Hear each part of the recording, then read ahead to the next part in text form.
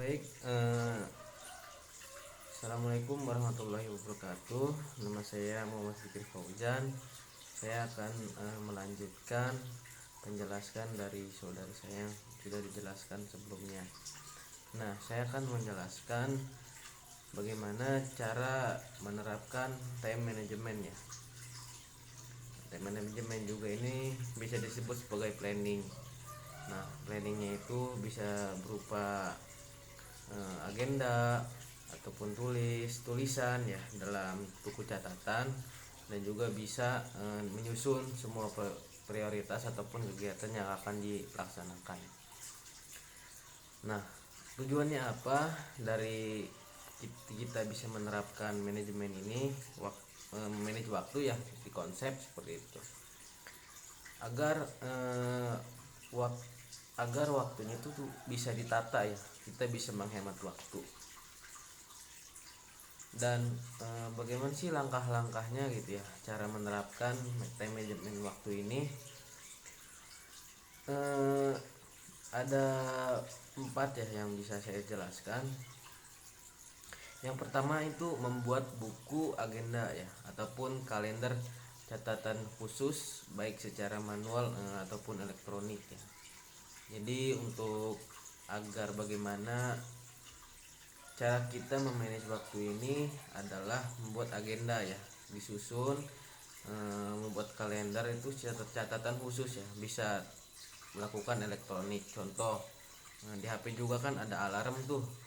Jadi kalau misalkan di alarm jam 9 itu perlu dicatat, jam 9 itu harus ngapain. Kita harus belajar jam 9, dan jam 10 itu contoh kita harus membersihkan kamar atau membersihkan ruangan. Nah, itu juga salah satu menghemat waktu. Kemudian yang kedua, tulis semua tanggal ya, hari waktu yang berkaitan dengan kegiatan akademik. Misalnya nih, tanggal ujian tengah semester sama akhir ya. Dan juga menyerahkan tugas, ini kapan deadline-nya gitu loh, kapan terakhir pembayaran. Nah, itu harus disusun. Nah, itu merupakan hal yang penting sih ya, karena untuk menyusun hal itu banyak sekali manfaatnya ataupun rencana studi. Kemudian menulis juga semua tanggal yang bersifat sosial. Jadi yang bersifat sosial itu kita bermain gitu ya, contoh bertemu dengan teman gitu tuh, ataupun kita pergi merawat diri seperti ke dokter atau memeriksa diri lah, kita jadwalkan itu secara rutin.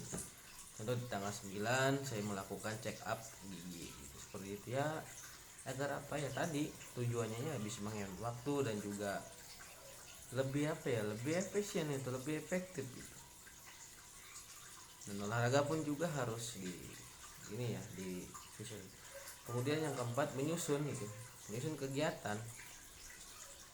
Contoh daftar A ataupun B, yang C gitu kan ya, kegiatan prioritas ataupun apapun itu, sehingga apapun yang disusun itu secara sistematis lah, ibaratkan menghasilkan sebuah jadwal rutin mingguan. Ya tadi kita ada 4 ya, menyusun prioritas. Apa sih yang perlu disusun dalam prioritas ini ya, apa kita yang prioritaskan.